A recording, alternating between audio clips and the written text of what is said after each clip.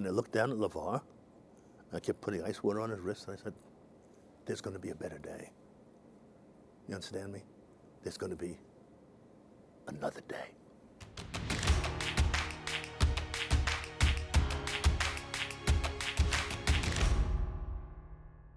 I was born in Brooklyn right after the Depression, and there was a separation between the races, but we saw each other every day, and we became one big family. For example, if you're playing Lone Ranger or Tom Mix, and you're 8 and 9 years old, and I say, they say, well, we'll play Superman on Sunday. I say, yeah, but I don't look like Superman. I said, it doesn't matter. Sunday, you're going to be Superman. So I grew up with that philosophy.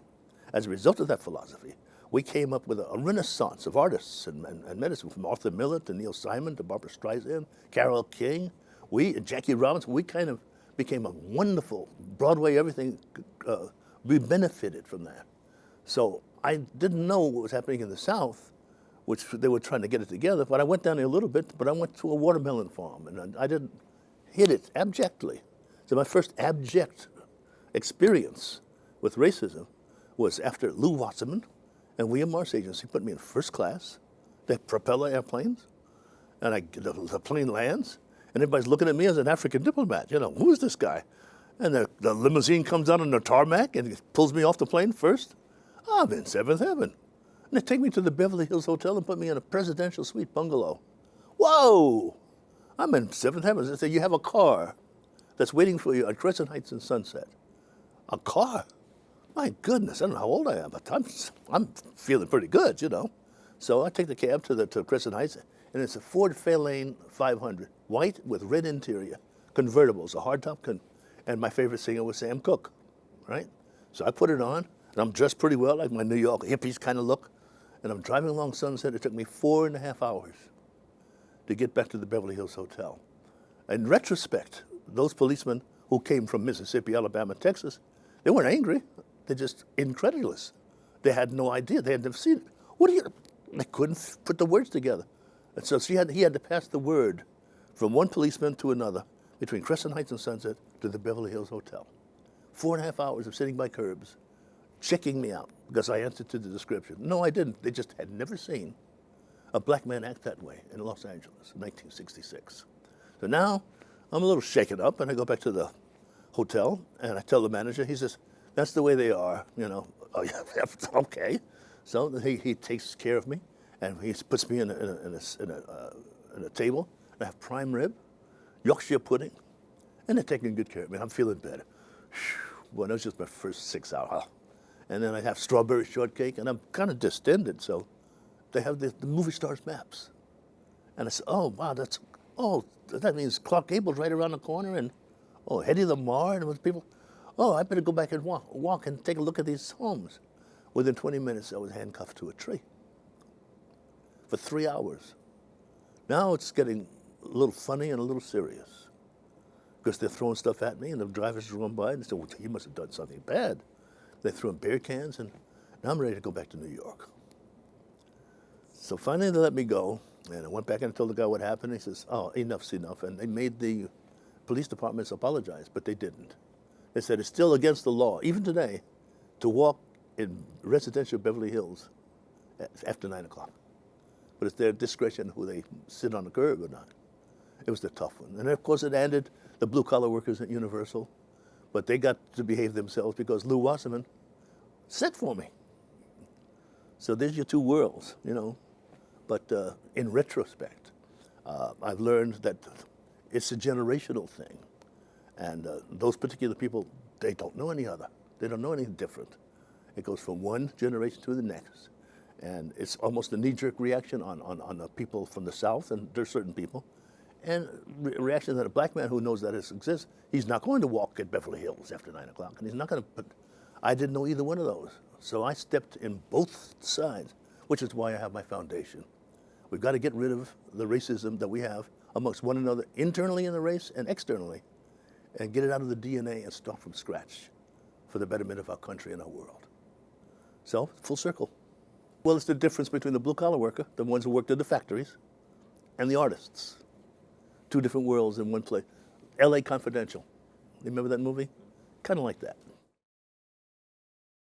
But now here I am in Cowboy in Africa, and the producer of Cowboy in Africa, out of respect, I'm playing the chief of this tribe.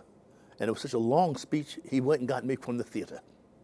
And it's a page-and-a-half dialogue explaining to Chuck Norris, to Chuck Connors, why it's best for him to go away and how we know how to handle our animal husbandry.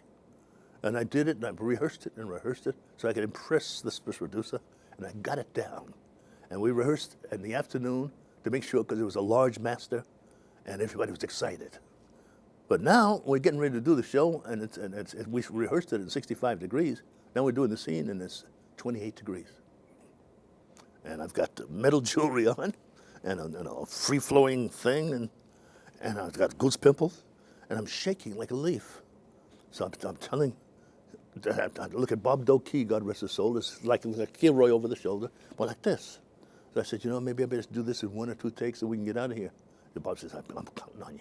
So I'm doing this scene, I'm eloquent, and all of a sudden Chuck says, wait a minute, it's too cold out here. I said, my man. So he goes in the dressing room, comes out with an alpaca coat and a scarf and gloves, and gets back on his horse. He says, I'm ready. And I said, well, don't you think that if it's cold in Africa, that the chief of the tribe would wear an animal skin or something, to keep warm too? And the director looked at each other with a half smile and said, action. I said, whoa, wait a minute. Do you have an idea how impressive this speech, once I do it, get on that screen and millions of people are going to watch, especially young people like mine. And so maybe I should really dress better. I said, action. And I got it. That's a deep one, but you don't realize it's deep. You can't show it to anybody, but I got it. This is before Roots. And Bob Doakey was very upset and I had to hold him. I did it in 1 or 2 takes, and then we had to do the close-ups and stuff. But that was probably the coldest I've ever been in my life, including the White Dawn when I did near the North Pole. That was cold, because I was naked. But the image of the African and the cowboy in Africa at that particular time, I had been to Africa, they didn't do the research properly. Well, we're talking about the growth of television. We grow sometimes painfully, but we do grow and get better by the year. And when it got to one of our heroes, Mr. Wolper, and Alex Haley, who did their research properly, I didn't believe it. I thought it was going to go, maybe locally, maybe just fast and that's it. And I think other people thought the same. And they gave me the part of Fiddler, which was, I thought, on the surface, an insult. How come I couldn't play Kunta Kinte's father? They got James Earl Jones, they got O.J. Simpson, they got all these people. But then I started to investigate the part of Fiddler, and I understand that without those characters, there was no such real thing as Uncle Tom. He's a survival man. He's very wise. And if it's not Fiddler, there would be no African Americans in America. No survival. And he was a survivor, and he had to teach Kunta Kinte how to feather his philosophy so he could survive one generation at a time. So he became one of the most important characters in that miniseries because of that. If it was not for Fiddler, there would be no Chicken George who knew how to play his game. But Fiddler was the master. He was the first one to meet Kunta Kinte, one African and one African American. Very important relationship. Well, yeah, I learned from the Fiddler roots, the generational fiddlers of my founder. My great-grandmother, she passed away approximately 111 years old. But she taught us with her hands and her heart and certain philosophies. And so that I was raised with a hands-on, philosophical, survival, decent, God is in charge mode.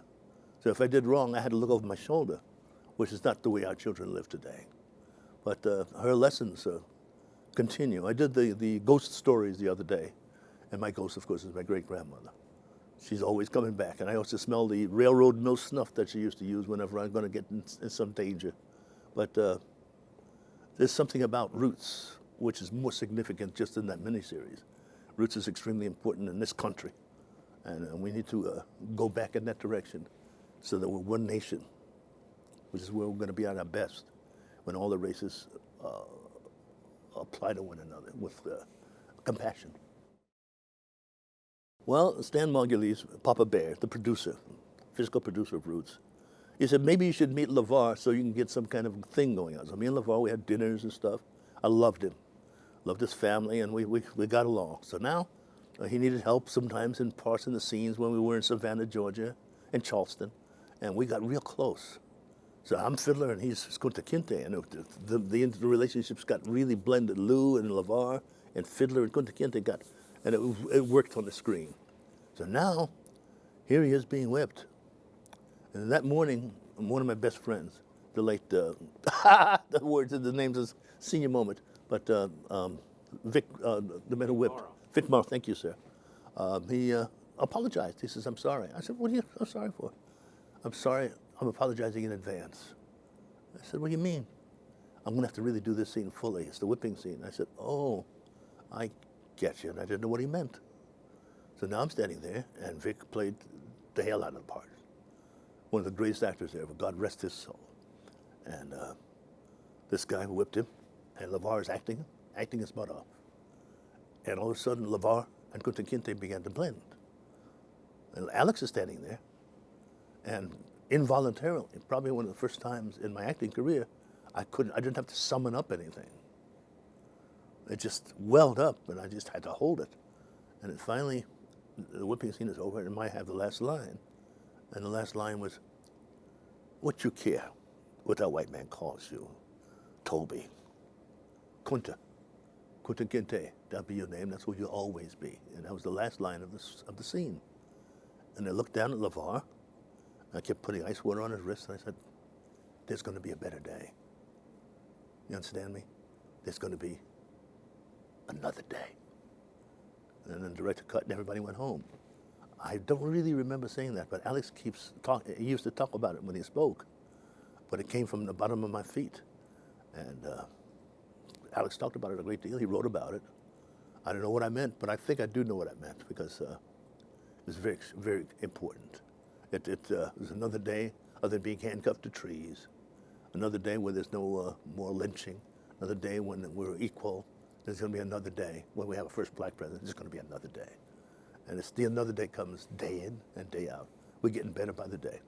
It's a very awkward moment after that scene, especially that scene, with a mixed crew, and a very mixed crew. The sound was Willie Burton, and then there was the ADs and stuff. Nobody said anything. I mean, the AD said, it's a wrap, and nobody said anything. We kind of separated. And I got in my car, and we said good night, and we separated. After that scene, we separated. And we came back the next day, a little happier, a little bit more considerate. But by the end of the entire shoot, of course, we were family. And I pray for that in this country today. Well, my father was Louis Gossett, that's how you say in Brooklyn. And he was adopted by the Italians and the Mafia, and they gave him the numbers racket. And his favorite person was Humphrey Bogart. Looked just like Humphrey with the hats. And he worked at the newspaper stand. And as a young man, they gave him something. They adopted him to keep him from having to go to boarding school with his brothers and sisters. So they gave him the money, and he took his brothers and sisters, sent them to school, and they gave him the numbers. He had a pony and a paper. So all the newspapers in Coney Island, he did that. But when I saw him, he had a brand new car every day, and all he did was sell newspapers and work as a porter. I couldn't figure that out, you know. But he had this big wad of money, and I said, I'm going to take $5 off the top of this. He will never know. And soon, 3 hours later, he said, Junior, you take $5. So he was one of these neat. So if it was not for him, I wouldn't be where I am because of his hard work as a porter and whatever he did that was dangerous. He is responsible for me. So I went from Lou Gossett to Louis Gossett Jr. because of Roots. Very tough for people like Sandy. She mentioned it, and so does Robert Reed. Robert Reed, he had a hard time, but he played it perfectly. It was the hardest thing for him. He'll tell you, he would have told you that it was the hardest performance he ever had to do. Then there was Lorne Greene, the Canadian, who had a hard time, and Chuck, who used to play ball. They had to come with it, and the directors had to get it out of them.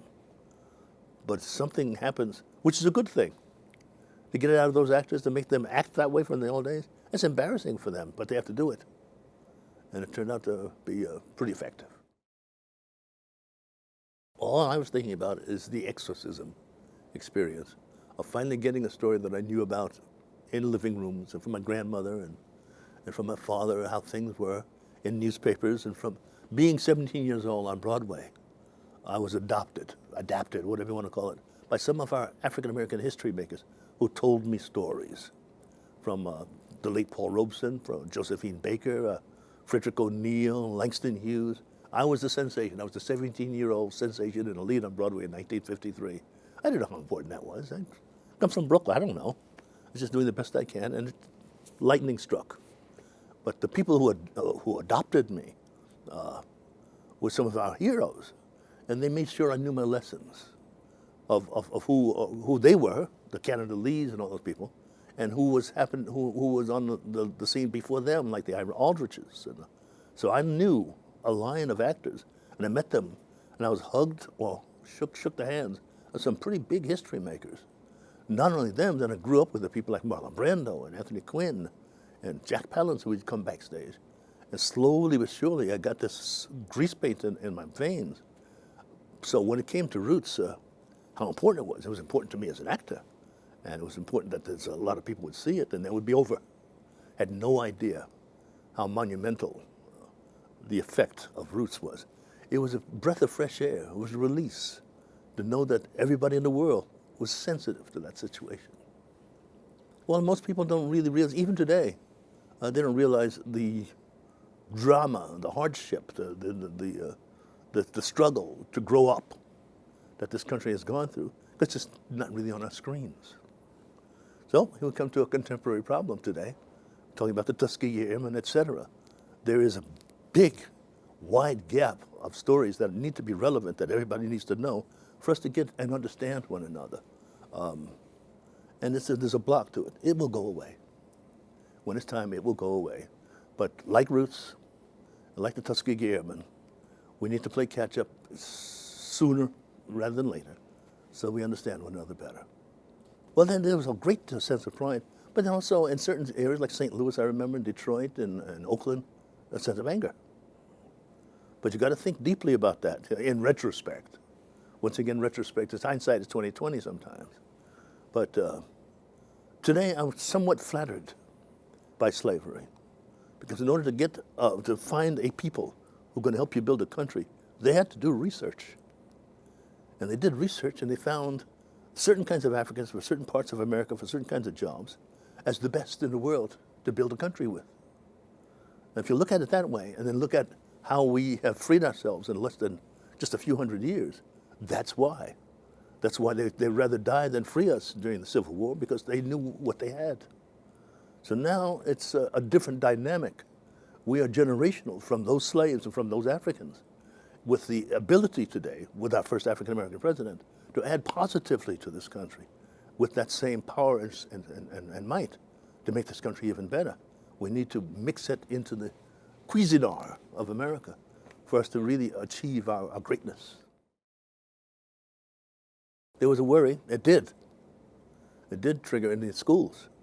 It triggered the civil unrest all through America. And then finally it calmed down. I don't know why it calmed down, but it calmed down. It did. It excited. But on the other hand, it started some beautiful relationships between the races. Incredible relationships.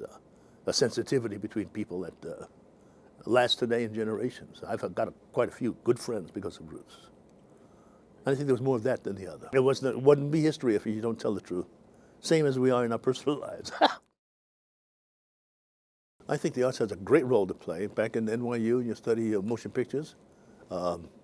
It's Marshall McLuhan. The medium is the message. We have to be a click ahead of society and pull society up by spiritual and educational bootstraps. We have to be ahead of the arc.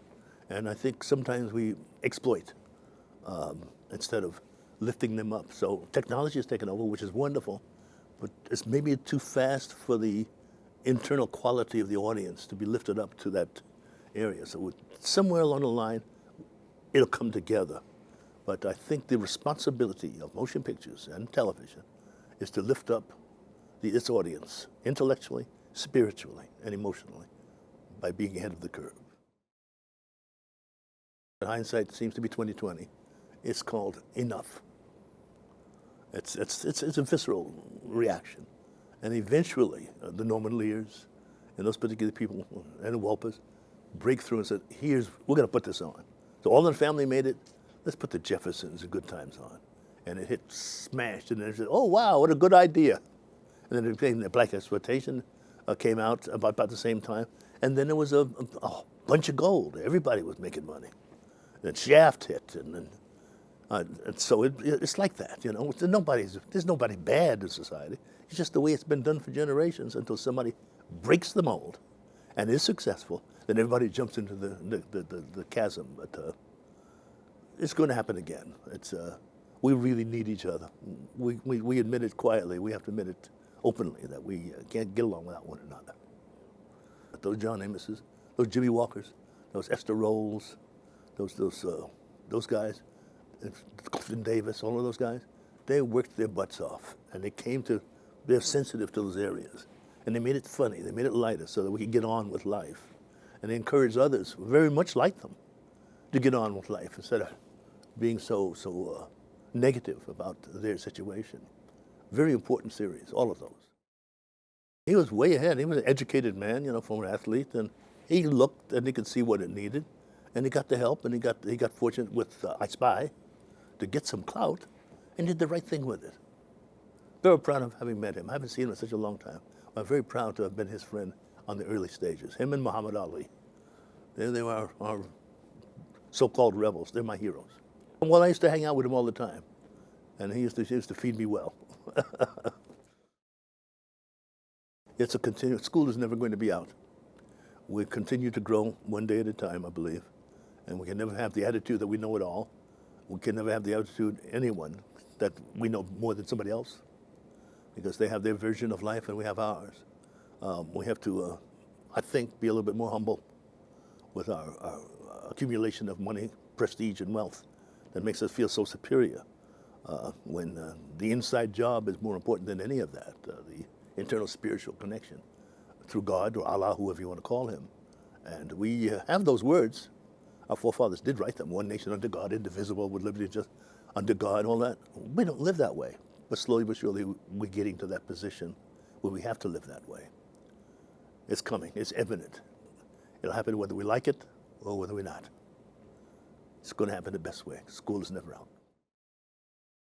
Well, it happened the timing was perfect. There was fear in the part of the network. So what they did was oh boy, we're going to lose the southern market when we make this contract. Welper, he's such a, let's put it on one day at a time, every day, and then we'll be rid of it. That was the consciousness. Brandon Tartikoff, they were scared. Tartikoff wasn't as scared as Freddie was, but they did it, and the results is one of the awards that LeVar Burton and myself got, which makes me smile. We had to go to Las Vegas to the Motion Picture Theater Owners Organization, and they gave myself and LeVar an award for shutting them down for 7 days. I have it on my counter. It had such an effect, still today, when they rerun it, it has such an incredible effect on people. Somebody finally told the truth. Stuff that we talk about in our bedrooms and our living rooms and kitchens, there it is on television. And television is such a powerful media, such a powerful medium. For them to tell an honest truth like Roots, it's history. It's the Super Bowl or whatever it was. Some of the basketball games. I'm a nut for basketball, but Roots was on. Nobody showed up. So who runs our business? The public.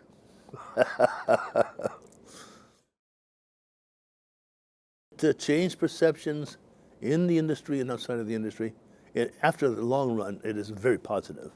But like Roots, I didn't get what I thought was my just desserts, because I could only compare with the success of a Paul Newman, who I grew up with, or Marlon Brando.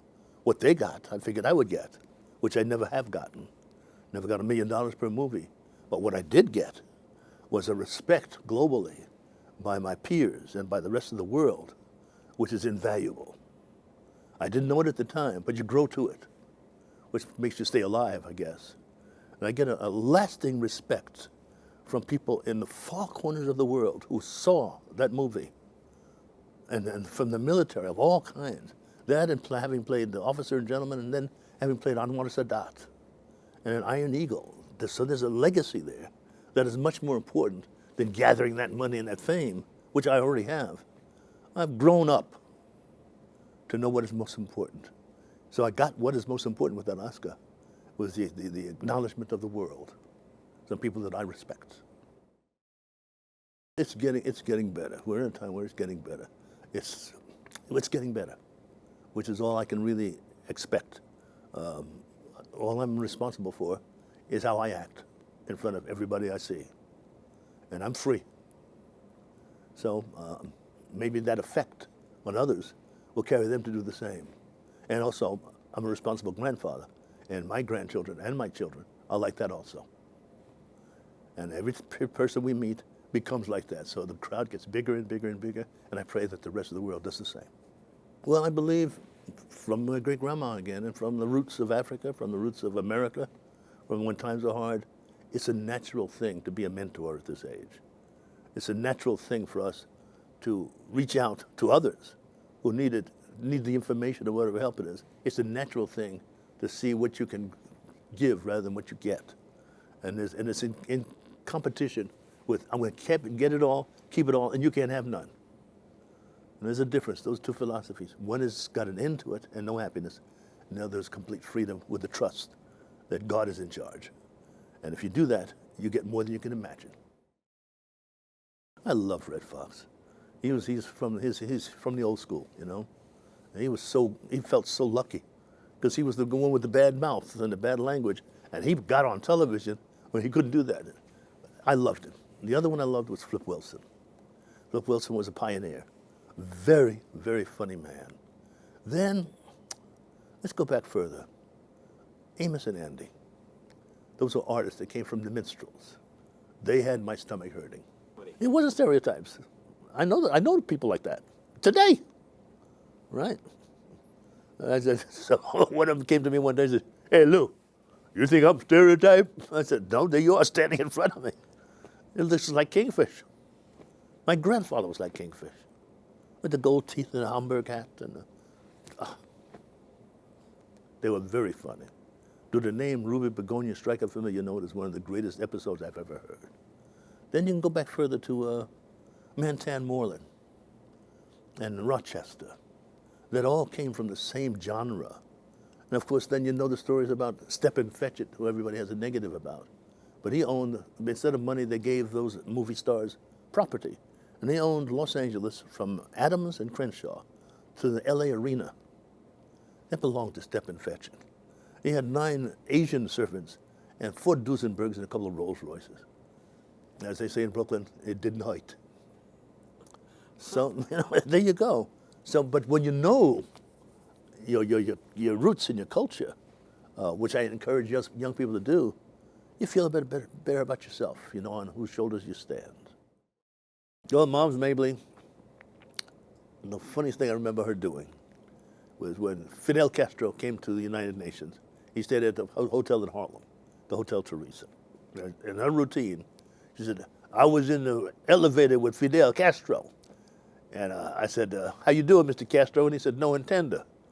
I said, "What?" He said, "I said, no intender." She said, "Well," I said, "I don't intend either, but I figured I'd speak." That's Mom's Mabley. And then you go to the hospital with a stitch in your side. Very funny woman.